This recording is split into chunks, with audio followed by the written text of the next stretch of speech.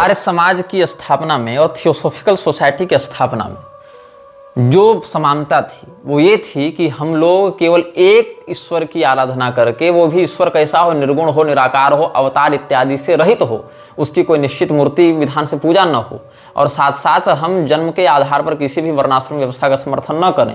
इस प्रकार की समानता के साथ जो आर्य समाज और थियोसॉफिकल सोसाइटी चल रहे थे, उनकी एकता में श्यामजी कृष्ण वर्मा ने बहुत बड़ा रोल निभाया था। तो श्यामजी कृष्ण वर्मा के विषय में अपनी आंट नादयेजदा को न्यूयॉर्क से 1877 में एचपीबी ने एक चिट्ठी लिखी थी। उसने लिखा था कि एचपीबी जो है वो मुल्तान से न्यूयॉर्क आया था और वहाँ पर टीएस के थियोसॉफिकल सोसाइटी के मेंबर्स के साथ रहता था, और उसने नादयेजदा के चिट्ठी को एचपीबी के माध्यम से दयानंद तक पहुँचवाया था। मतलब जो आंट थी एचपीबी की, उसके बीच में और एचपीबी के बीच में जो संवाद होता था, उस चिट्ठी को श्यामजी कृष्ण वर्मा ने दयानंद तक पहुंचाया था। और आलकट की भी मित्रता इन लोगों से थी, जो कर्नल आलकट, हेनरी आलकट टीएस का फाउंडिंग मेंबर रहा उसके साथ। तो इसमें कृष्ण वर्मा का एक आप वर्णन पढ़ेंगे तो समझेंगे कि ये लोग किस प्रकार से चिंतन करते थे। इसमें क्या कहता है He is exceptionally beautiful, although of the color of a light coffee, in his long white pajama dress and a white narrow turban on his head with diamonds on his neck and in bare feet. He is really a curious sight among the Americans in black coats and white collars. When one sees him the first time, he seems not more than 25, but there are moments he looks like 100 years old man. कभी कभी उसे देखकर लगता है कि वो 25 साल का नौजवान है, और कभी कभी उसे देखकर लगता है कि वो 100 साल का बूढ़ा है। इतना अंतर ये वर्णन कर रही है। सफेद रंग का कुर्ता पैजामा पहनकर, एक पगड़ी माथे पर रखकर, और उस पगड़ी में जो है वो हीरे जड़े हुए हैं, हीरों की हार, हीरों की माला, हीरों का हार पहनकर वो नंगे पैर घूमता है अमेरिका में। ये श्यामजी कृष्ण वर्मा का उसने चित्रण किया है। सफेद लाइट कॉफी के समान इसका रंग है, भूरे कलर का ये व्यक्ति है, मतलब जो इंडियन स्किन कलर एक ट्रेडिशन चलता है गेहुआ रंग का, वो है। साथ साथ इसने सफेद कुर्ता पैजामा पहन रखा है, माथे पर पगड़ी है और गले में हीरों का हार है, नंगे पैरी अमेरिका की सड़कों पर चल रहा है। तो वहाँ पर जो ब्लैक कोट इत्यादि पहने हुए व्हाइट कॉलर वाले जो अमेरिकन हैं, उनके बीच में इसकी एक अलग छवि बनती है और सभी लोग इसकी ओर स्वभावतः आकर्षित होते हैं। तो ये व्यक्ति जो श्यामजी कृष्ण वर्मा, ये बहुत पैसे वाला था, ये बहुत ही धनी व्यक्ति था, और इस व्यक्ति ने अमेरिका में थियोसॉफिकल सोसाइटी को अच्छा खासा दान दिया था। कब दिया था? हालांकि डॉलर की कीमत उस समय कुछ और थी, लेकिन फिर भी $20,000 इसने अमेरिकन थियोसॉफिकल सोसाइटी को दान दिया था। कितना? $20,000। वो भी करेंसी में नहीं, सोने में, गोल्ड में इसने पे किया था। रुपये में, मतलब ये नोट में या कॉइन्स में नहीं पे किया था, इसने गोल्ड में पे किया था, मतलब उतने मूल्य का gold. Krishna Varma was en route to South America the day after this letter was written. इस चिट्ठी के बाद वो अमेरिका गया, South America, but had donated $20,000 in gold to the society before leaving. अब आगे क्या हुआ? कृष्ण वर्मा के विषय में एचपीबी ने एक दूसरे कृष्ण वर्मा की भी इसमें चर्चा की है। The second Krishna Varma, Shyamji the chief apostle the pupil and pupil of our Swami will come to the next winter here to teach. He wants to prove by facts and statistics that all the Hindus who were converted into Christianity became drunkards, liars and thieves. ये लोग ईसाई missionary पहले से ही वहाँ धर्मांतरण का काम कर रही थी। श्रीरामपुर ट्रायो इत्यादि भी लगे हुए थे अपने क्षेत्र में, राजा राममोहन राय ये सब भी लगे हुए थे, जॉन मूर भी अपना काम कर ही रहा था। तो बहुत से हिंदू जो ईसाई मत में परिवर्तित होते जा रहे थे, वो कौन थे, क्या हो रहा उनके परिवर्तन के बाद? वो शराबी बनने लगे, जुआरी बनने लगे, भिखारी बनने लगे, डकैत बनने लगे। तो क्या हो गया? इससे ईसाइयों की छवि बिगड़ने लगी। अरे ये लोग तो चोर होते हैं, ये लोग तो अत्याचारी होते हैं, इस प्रकार से उनकी छवि बिगड़ने लगी। तो इस विषय पर चर्चा, चिंता व्यक्त करने के लिए वो श्यामजी कृष्ण वर्मा को यहाँ पर बुलाया गया है। तो after telling a tale about his old servants being harassed by urchins in the street of New York, HPB introduces another Krishna Varma. The second Krishna Varma, Shyamji, the chief apostle and pupil of our Swami, will come for the next winter here to teach. He wants to prove by facts and statistics that all the Hindus who were converted into Christianity became drunkards and liars and thieves. अब क्या हुआ, इसमें एक के Paul Johnson ने जो पुस्तक लिखी थी मैडम ब्लावत्स्की, उसमें यह दावा करता है कि दो श्यामजी कृष्ण वर्मा कभी नहीं थे, एक ही श्यामजी कृष्ण वर्मा था और वो कभी अमेरिका नहीं गया. मतलब ब्लावत्स्की ने जो बातें लिखी हैं उसका खंडन करते हुए कह रहा है, इनफैक्ट ये पेज 116 में आपको मिल जाएगा, वहां से बता दे रहा हूं. In fact there was only one Krishna Varma who never visited the founders in America. HPB and Olcott visited neither Milwaukee, Nevada और any other points west of Philadelphia together. The wild stories HPB told her beloved and trusting aunt Nadezhda are indicative of an uncontrollable need to exaggerate her relationship with oriental teachers. मतलब इसमें जो है, जो अपना विशेष महत्व बड़े बड़े साधु महात्मा और ज्ञानी ध्यानी के बीच में स्थापित करना चाहती थी एचपीबी, क्योंकि वेदों की भाषा को बदलवाने तक के लिए इसने सोच लिया बात, तो सोच लो कितनी महत्वाकांक्षी महिला रही होगी. तो इसने बहुत कुछ बातें ऐसी कही हैं अपने क्षेत्र में अपने लोगों के ऊपर प्रभाव जमाने के लिए कि लोग उसको एक बहुत ही प्रबुद्ध और बहुत ही विजनरी महिला के रूप में देखना प्रारंभ करें, ऐसा भी एक पक्ष प्राप्त होता है. अब श्यामजी कृष्ण वर्मा थियोसॉफिकल सोसाइटी के हिस्ट्री में एक महत्वपूर्ण फिगर है, इसमें कोई संदेह नहीं, क्योंकि इस नाम का एक वास्तविक व्यक्ति था.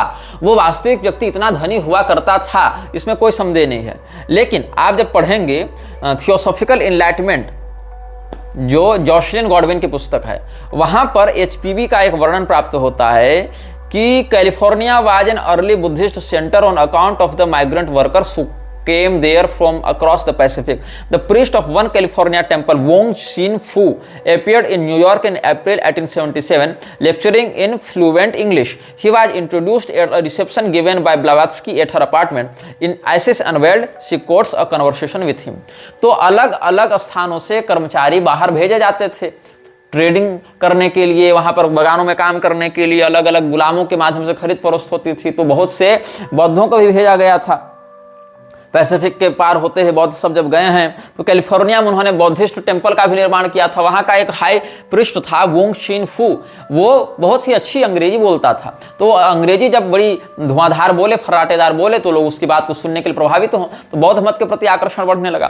तो ऐसे इन लोगों को चाहिए था कि कुछ ऐसे वक्ताओं को चुने जो कि संस्कृत में, हिंदी में, अंग्रेजी में, फ्रेंच में, रशियन में फ्लुएंटली बोल सके, ताकि उसकी वक्तृत्व शैली से प्रभावित होकर लोग थियोसॉफिकल सोसाइटी से जुड़ते रहें.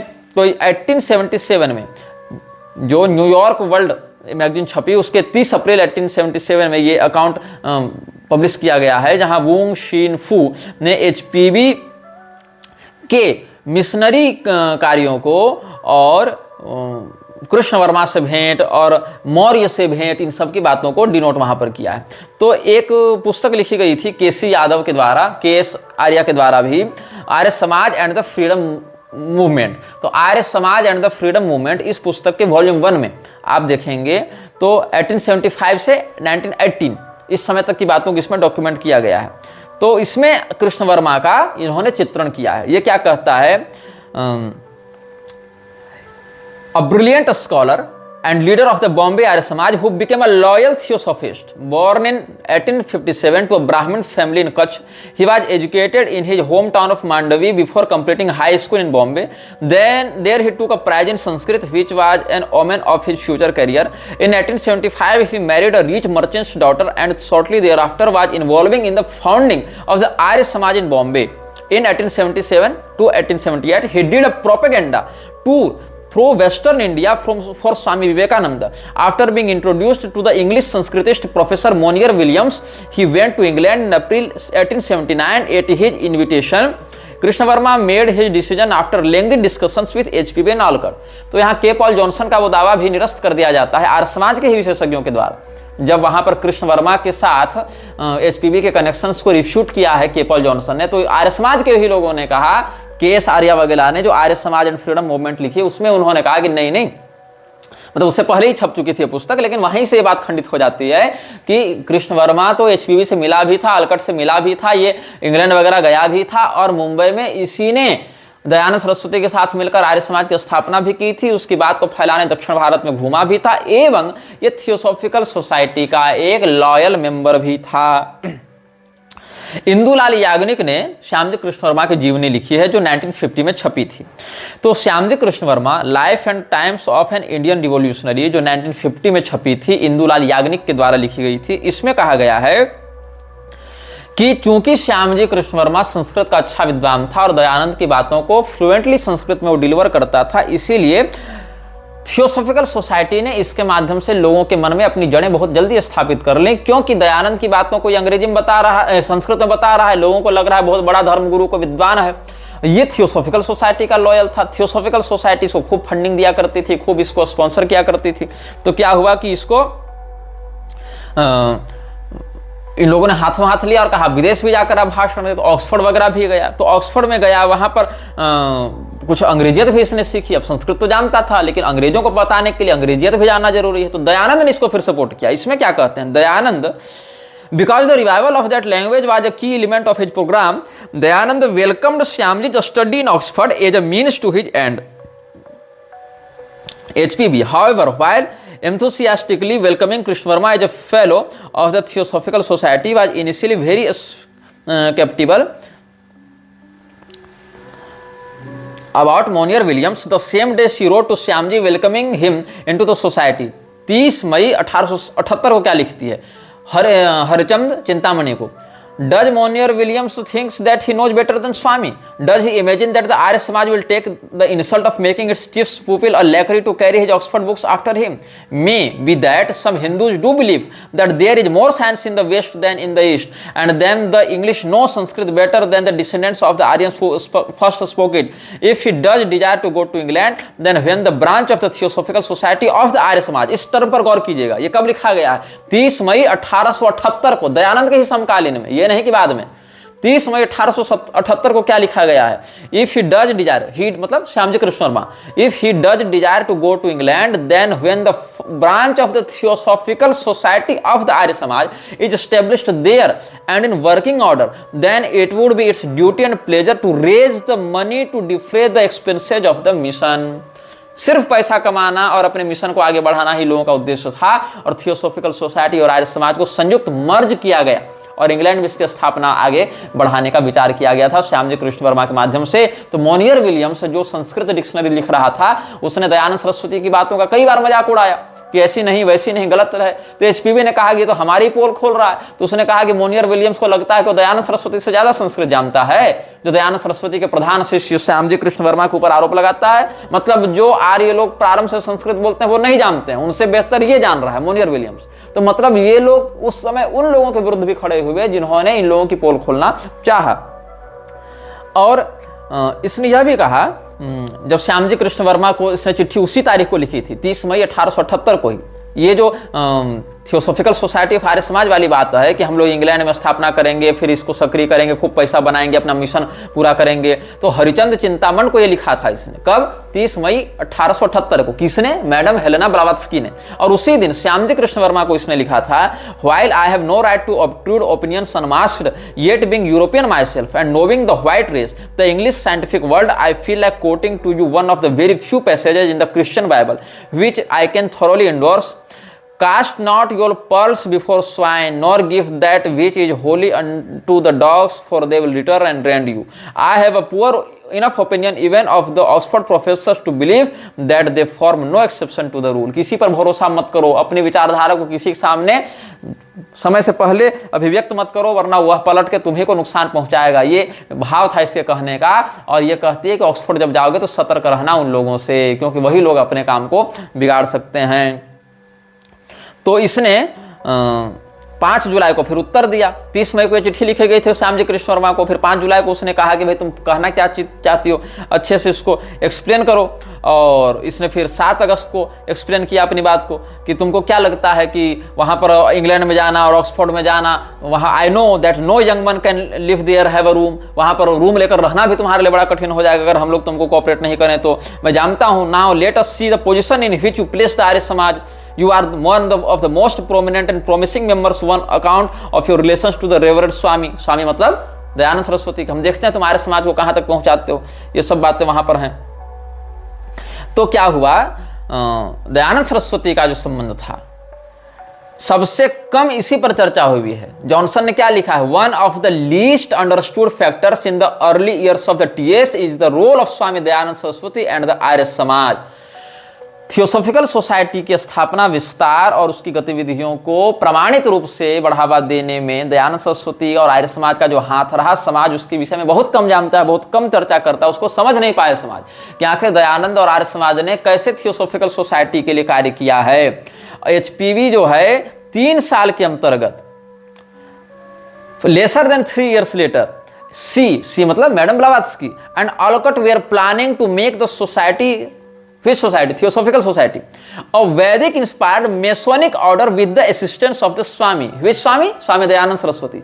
दयानंद सरस्वती के सहयोग से मैडम ब्लावात्स्की और हेनरी ऑलकट ने वैदिक आवरण में वेदों से प्रेरणा लेकर हम फ्रीमेसनरी एक ऑर्डर की स्थापना करें, ये उनका विजन 3 साल के अंतर्गत बन गया था। और इसीलिए आर्य समाज के साथ इसने महागठबंधन किया और नाम एक रिब्रांड किया कि theosophical society of the Arya समाज ऑफ आर्यावर्त, ये पूरा नाम था। लेकिन क्या हुआ, 3 साल के अंतर्गत ही ये संगठन बिखरने लगा, टूटने लगा। क्यों? आर्य समाज की स्थापना थियोसॉफिकल सोसाइटी से कुछ महीने आगे पीछे की ही चल रही थी।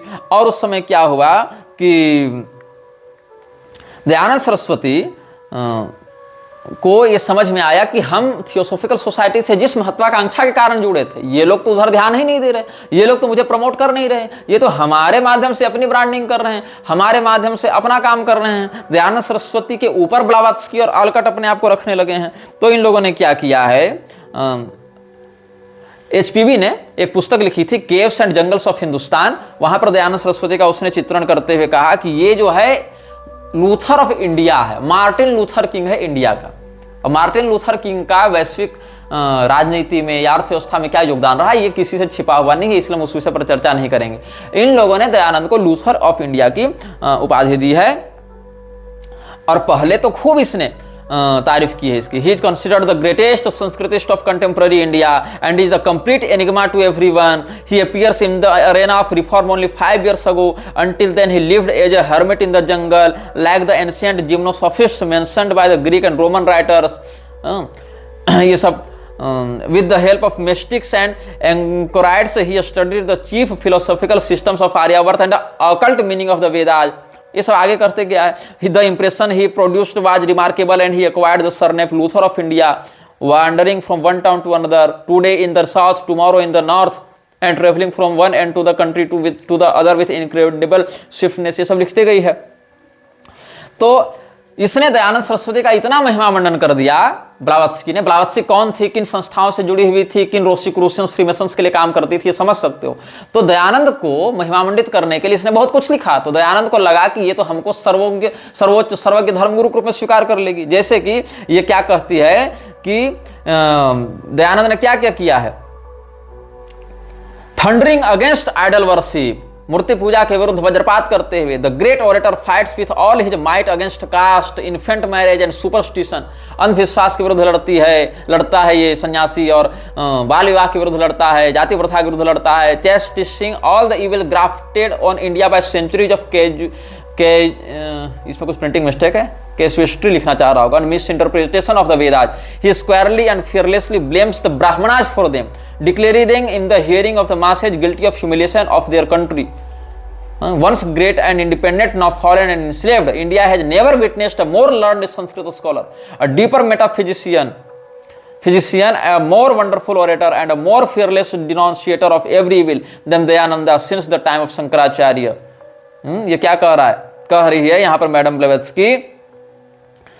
कि ये जो दयानंद है ये मूर्ति पूजा के विरुद्ध लड़ रहा है, जाति प्रथा के विरुद्ध लड़ रहा है। मतलब जिन जिन बातों को ईसाई मिशनरियां हटवाना चाहती थी राजा राम मोहन राय के ही टाइम, उन्हीं बातों को दयानंद विरोध कर करके हिंदू धर्म का संहार करने में ईसाइयों का और ध्यान बढ़ा रहा था, उन्हीं बातों को प्रोत्साहित कर रहा था। तो इसीलिए इसकी प्रशंसा की जा रही है कि ये तो वेदों के गलत इंटरप्रिटेशन का खंडन करके सही इंटरप्रिटेशन ला रहा है, और ब्राह्मणों ने भारत को बहुत बड़े गर्त में डाल रखा था, इसलिए उनका ये विरोध करता है, ब्राह्मणों को हर बात के लिए दोष देता है। और ये बात जान लो, जो कोल्हापुर का साहू घाट गए था वो भी ब्राह्मणों के विरुद्ध लड़ने के लिए ईसाई मिशनरियों के साथ मिला हुआ था, खुलेआम आर्य समाज का समर्थन करता था, आर्य समाज को स्पॉन्सर करता था, और आर्य समाज भी यही मूर्ति पूजा और ब्राह्मणों की व्यवस्था और सनातन धर्म ग्रंथों का अप्रामाण्य बताना, उनको जाल और मिथ्या ग्रंथ बताना, ये सब में लगा हुआ था। इसीलिए इसकी प्रशंसा की जा रही थी कि इससे बड़ा विद्वान तो कोई है ही नहीं ये सब। लेकिन क्या हुआ, दयानंद सरस्वती बन गया शत्रु। इतनी प्रशंसा सुनने के बाद, इतने प्रशंसकों के बाद भी शत्रु क्यों बन गया? क्योंकि दयानंद सरस्वती चाहता था कि इसी को सनातन धर्म का सबसे बड़ा धर्मगुरु मान लिया जाए। हालांकि दयानंद सरस्वती के साथ अपनी स्वार्थ सिद्धि न होने के बाद शंकराचार्य, जो श्रृंगेरी के शंकराचार्य थे उस समय, उनकी प्रशंसा में भी बहुत कुछ लिखा है ब्लावत्स्की ने। मतलब जिससे काम निकालना चाहती थी वहीं पर ही जुड़ जाती थी, उसी को अपने प्रभाव में लेती थी, उससे अपना काम करवाना चाहती थी। क्या हो गया, दयानंद सरस्वती ने आर्य समाज की विचारधारा को थियोसॉफिकल सोसाइटी के ऊपर थोपना प्रारंभ किया कि नहीं, हम जो कहें वही होगा, हम जैसे करेंगे वैसे ही होगा। और फ्रीमेसनरी में ऐसा कभी नहीं चलता है। इसीलिए बाद में दयानंद की मृत्यु भी संदिग्ध और रहस्यात्मक तरीके से हुई है। आगे तुम खुद समझदार हो, अगर इतने समय से इन बातों को सुन रहे हो, फॉलो अप कर रहे हो। तो क्या हुआ, HPB notes that Dayananda become a declared enemy of the TS and its followers. क्यों? फाउंडर्स। क्यों?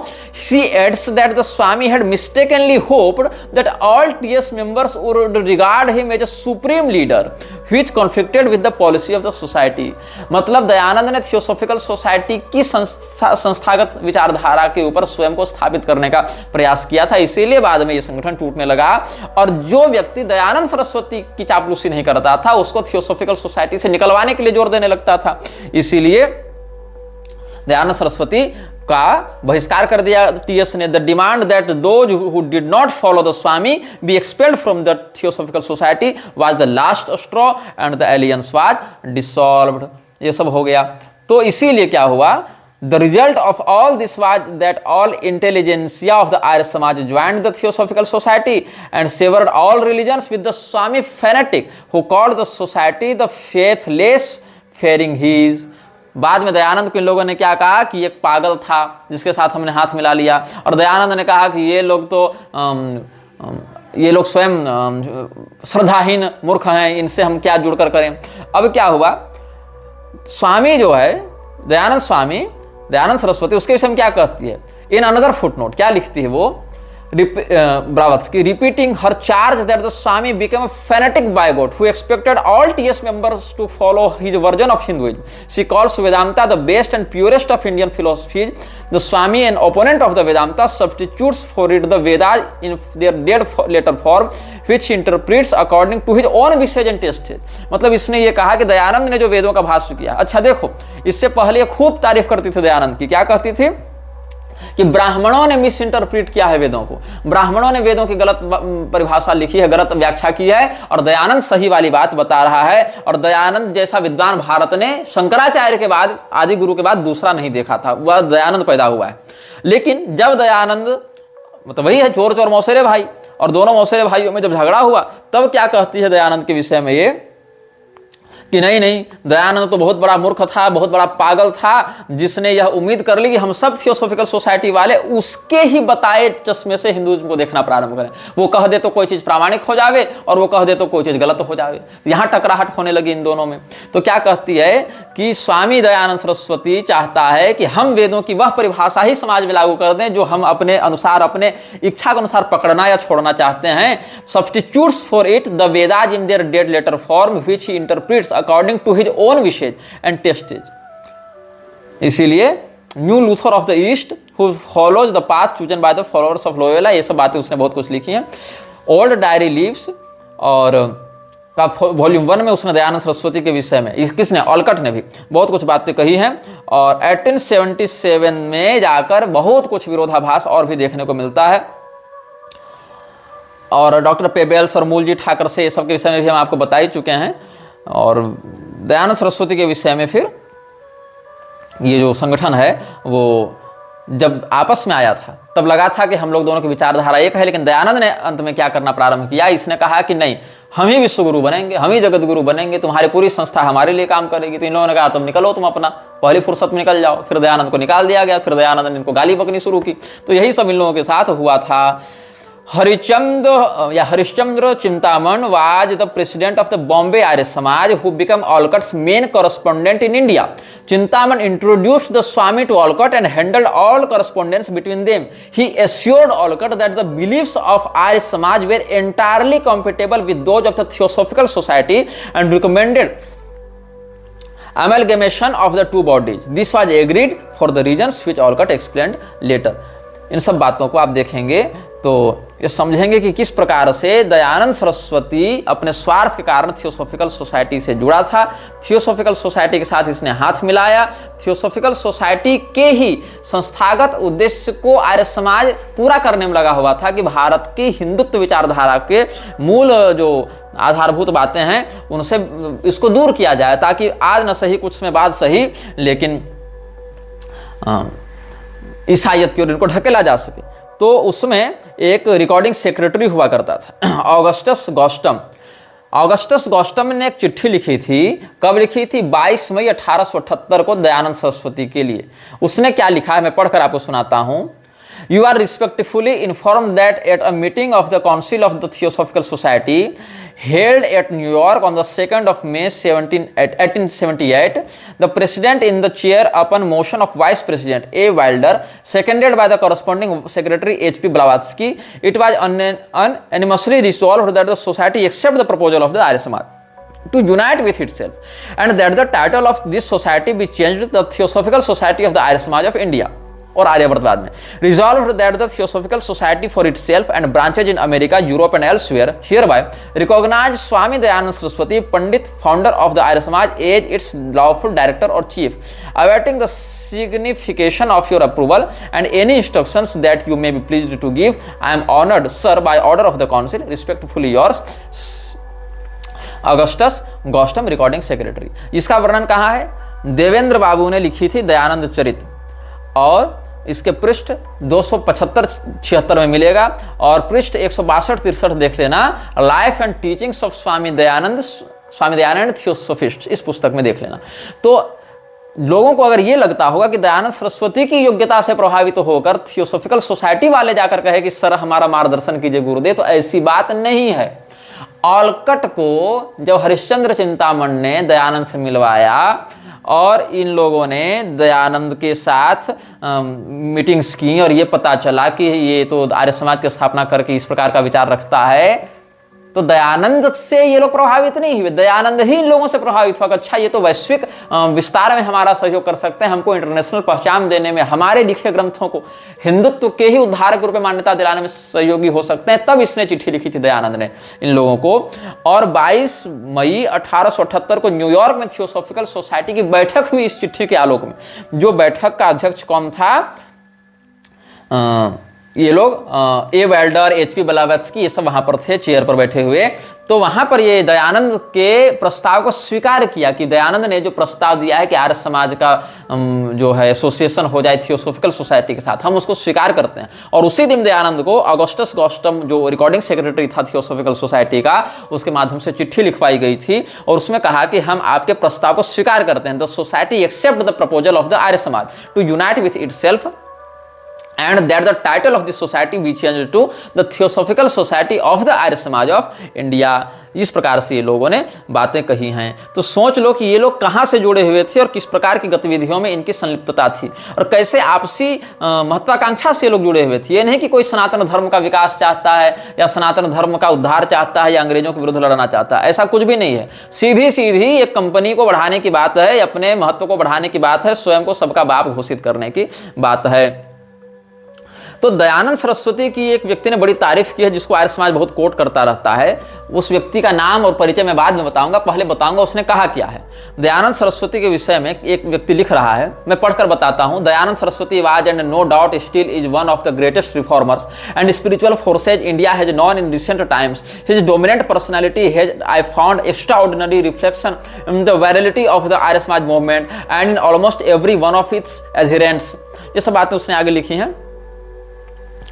और Dayanand College at Lahore is itself a monument to the efforts of members of the Arya Samaj under the inspiration of their great leader, and the Gurukul Academy at Haridwar exemplifies the very rightful eagerness of many Samajists to revive the ancient ideal and traditions of Hindu education। ये सब आगे होते हुए कहता है कि the Arya Samaj is thus one of the great forces drawing India to her destiny, and I am glad therefore to have had this opportunity of paying my tribute to its worth and work। ये बातें एक व्यक्ति ने कही हैं, जिसका बहुत प्रचार करते हैं आर्य समाज वाले कि देखो हमारी प्रशंसा अंग्रेजों ने की और ये सब ने की, ये सब भी हमसे प्रभावित थे। इसने कहा कि आर्य समाज बहुत बढ़िया काम कर रहा है, दयानंद ने बहुत बढ़िया काम किया, अद्वितीय विद्वान, अद्भुत व्यक्तित्व उसका, उसके समान कोई दूसरा नहीं, भाई की टक्कर में दूसरा कोई हो ही नहीं सकता, ये इसने कहा। इसका नाम क्या था? इतनी चापलूसी करने वाले का नाम था George Sydney Arundale. George Sydney Arundale जो है, इस व्यक्ति की जब हमने जांच पड़ताल की, चूंकि आर्य समाज वाले इसका प्रमाण दे रहे थे कि देखो उन लोगों ने भी हम लोग की तारीफ की है, तो भाई उनके लिए काम करोगे तो कर ही रहे थे, चलो ठीक है। लेकिन ये स्वयं क्या था? ये 1 दिसंबर 1878 में जन्मा था इंग्लैंड में और 12 अगस्त 1945 में मरा अडयार इंडिया में। वो व्यक्ति थियोसॉफिकल सोसाइटी का बाद में सदस्य बना, फ्री में संस्था और थियोसॉफिकल सोसाइटी अडयार का वो प्रेसिडेंट भी रहा था, तो भैया इसीलिए तुम्हारी तारीफ करेगा। और साथ साथ लिबरल कैथोलिक चर्च में बिशप भी था। तो इस व्यक्ति ने अगर तारीफ की है तुम्हारी, तो क्या तुम्हारी तारीफ हुई, क्या तुम्हारी प्रशंसा हुई? अब लिबरल कैथोलिक चर्च क्या था? लिबरल कैथोलिक चर्च जो है वो J.I. वेगवुड और चार्ल्स वेबस्टर लीडबीटर के द्वारा स्थापित किया गया था। अब चार्ल्स वेबस्टर लीडबीटर कौन था? यही जिद्दू कृष्णमूर्ति का एक प्रकार से बौद्धिक मेंटर हुआ करता था। इस पर हम बाद में आएंगे। ये जो लोग दो जो थियोसॉफिस्ट थे, उन्होंने लिबरल कैथोलिक चर्च की स्थापना की थी और इसी चर्च का एक बिशप था जॉर्ज सिडनी अरुंडेल। अब भाई कोई ईसाई मिशनरी अगर देख रही है कि हमारे धर्मगुरु के रूप में स्थापित होकर कि व्यक्ति पुराणों को प्रक्षिप्त कह रहा है, मिलावटी कह रहा है या प्रामाणिक कह रहा है, मूर्ति पूजा का खंडन कर रहा है, वर्णाश्रम व्यवस्था का शास्त्रीय प्रारूप का विरोध कर रहा है, तो तुम्हारी प्रशंसा तो करेगा ही, क्योंकि उसकी मिशनरी जो है जिस हिंदू को ईसाई बनाना चाहती है वो अंततः इसी प्रकार की छद्म नास्तिकता के माध्यम से ही तो ईसाईयत की ओर आएगा। तो इसीलिए जो ये लोग थे J.I. वेगवुड और चार्ल्स वेबस्टर, इन लोगों ने ये सब लिबरल कैथोलिक चर्च की स्थापना की थी। और इसको आर्नोल्ड हैरिस मैथ्यू, जो old Roman Catholic church great Britain का था बिशप, वो ये था, उसके द्वारा बिशप की उपाधि दी गई थी इन लोगों को। आर्नोल्ड हैरिस मैथ्यू जो old Roman Catholic church great Britain का व्यक्ति था, उसके द्वारा इसको बिशप की उपाधि दी गई थी इन लोगों को। फ्रेडरिक सैमुएल वेलोगबाई इसका उच्चारण हो सकता है, फ्रेडरिक सैमुएल वेलोगबाई को उन्होंने दीक्षित किया था उस मत में, या अभिषिक्त किया था उसकी भाषा में कहें तो। और यही लोगों ने बाद में फिर चार्ल्स वेबस्टर इत्यादि को किया, और वेगवुड J.I. वेगवुड को ईसाई मत में बैप्टाइज किया। फिर इन लोगों ने लिबरल कैथोलिक चर्च की स्थापना की। उसी चर्च का बिशप था जॉर्ज सिडनी अरुंडेल, और जॉर्ज सिडनी जो अरुंडेल था वही दयानंद की प्रशंसा में ये सब लिखता रहा था। तो इसमें एक बीच में हमने एक व्यक्ति का नाम लिया था जिसका नाम था मौर्य। अब ये मौर्य क्या था? ये चंद्रगुप्त मौर्य, अशोक मौर्य नहीं था, ये कुछ और ही अलग लेवल ये कुचक्र चल रहा है। क्या हुआ कि जो universal brotherhood, the great fight brotherhood, जो 4 बुक्स ऑफ इजराइल पर आश्रित है, और यही ग्रेट फाइट ब्रदरहुड का सदस्य दयानंद भी था। दयानंद ग्रेट फाइट ब्रदरहुड का सदस्य कैसे था, उसके साथ और कौन लोग जुड़े हुए थे, इन विषयों में हम आपको अगले अनुभागों में बताएंगे। जब आर्यन मेसोनरी के विषय में हम चर्चा करेंगे कि लॉज ऑफ इस्लाम क्या था, लॉज ऑफ आर्यन मेसोनरी क्या था, वहां पर कैसे अलग अलग हिंदू मुसलमान का लॉज बनाकर फिर दोनों को इंटरकनेक्ट किया जाता था, तो आर्यन मेसोनरी पर चर्चा करेंगे। कहाँ उसका वर्णन है, एक एक पुस्तक का नाम लेकर, एक एक बातों को बताकर आपको हम संदर्भ देकर पुस्तक, एडिशन, लेखक, पेज सब बताएंगे, कहाँ कहाँ से हम पढ़ के आपको बता रहे हैं। लोग कमेंट में पूछते हैं कि ये सब बातें आप कहाँ से बता रहे हैं, हम सब रेफरेंस वीडियो में ही देते जाते हैं। तुम वीडियो ध्यान से सुनोगे वही सारा रेफरेंस तुमको मिल जाएगा, कहाँ से बता रहे हैं। तो ब्लावात्स्की ने एक दावा किया था कि अलेक्जेंडर व्लादिमीरोविच गोलित्सिन, जो एक रशियन राजकुमार हुआ करता था। तो गोलित्सिन क्या है? गोलित्सिन रूस का दूसरा सबसे संभ्रांत और विशाल राजवंश माना जाता है। वहां के राजकुमार अलेक्जेंडर व्लादिमीरोविच के साथ अलेक्जेंडर व्लादिमीरोविच, थोड़ा उनके नामों के उच्चारण में कठिनाई हो जाती है कई बार, तो अलेक्जेंडर व्लादिमीरोविच गोलित्सिन, ये जो रशियन फ्रीमेसन हुआ करता था, वो ब्लेवेत्स्की का मेंटर था या मित्र कह सकते हैं, या उसका जो उत्प्रेरक था। उसके मार्गदर्शन में इसने बहुत से तंत्र विद्याओं का अभ्यास पश्चिमामनाय के अधिकार में किया था। तो इसको एक व्यक्ति दिखता था जो काले रंग का दिखता था और जिसका स्वरूप बड़ा आकर्षक था।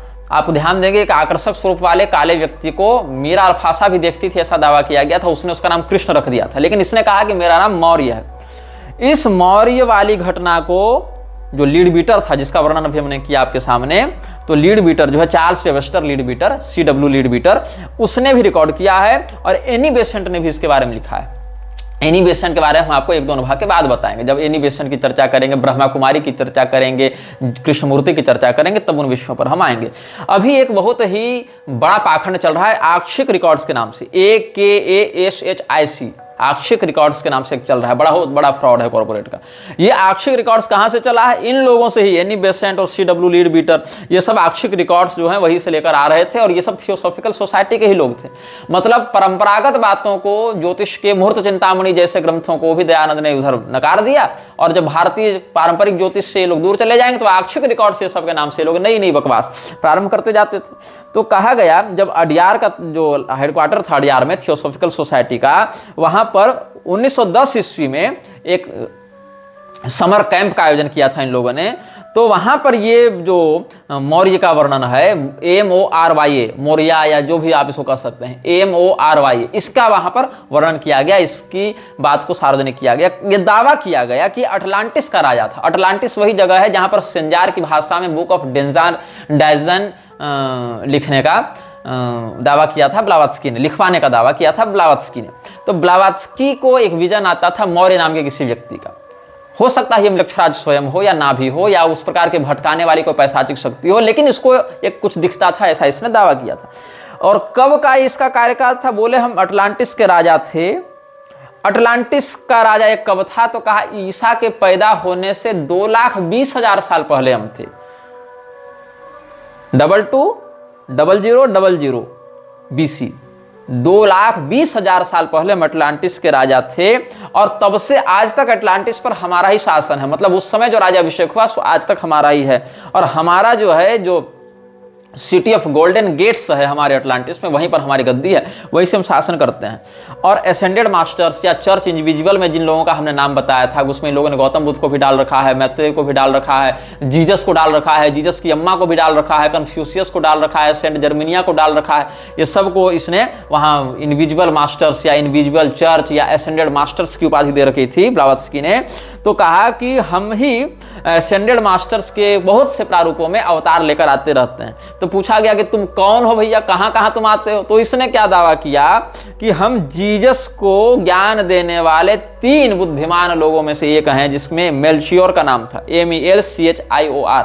अब मेलेचियोर जो भी हो सकता है इसका उच्चारण, जीसस, ईसा, जेशुआ, बहुत कुछ नाम आ जाते हैं ना उच्चारण में, ये था। और मैं ही अब्राहम भी था, अब्राहम के रूप में भी मेरा ही जन्म हुआ था। कैमलॉट का जो किंग आर्थर हुआ ना इंग्लैंड का राजा, वो भी मैं ही था, उसके रूप में मेरा ही पुनर्जन्म हुआ था। और जो कैंटरबरी का जो आर्क बिशप था थॉमस बैकेट, उसके रूप में भी मेरा ही पुनर्जन्म हुआ था। यहां तक कि मुगल बादशाह अकबर के रूप में भी हम ही पुनर्जन्म लेकर आए थे। शम्स तबरीजी के बारे में आप खोज लेंगे, वो भी हमारा ही पुनर्जन्म था। सर थॉमस मोरे, वो भी मेरा ही पुनर्जन्म था। सर्जियस ऑफ रेडोनेज, वो भी मेरा ही था।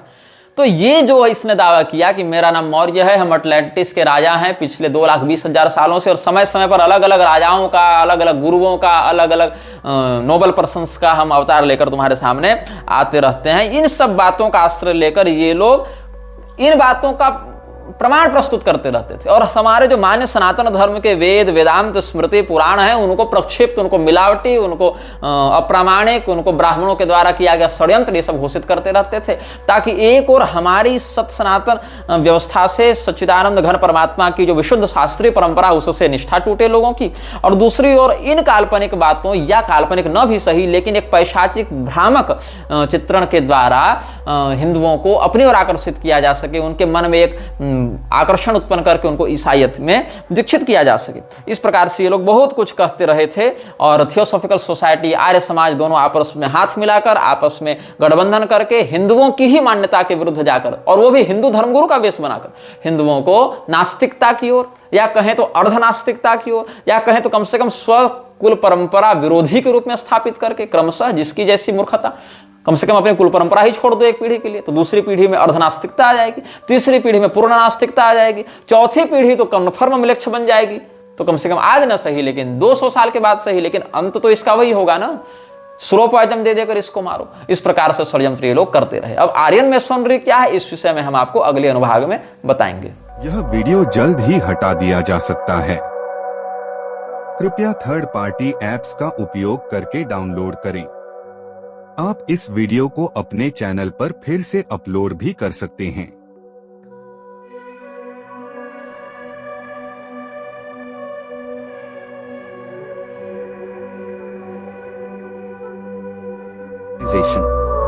This video may get deleted soon. Please download using third-party apps. You may also re-upload this video on your channels. Thank you.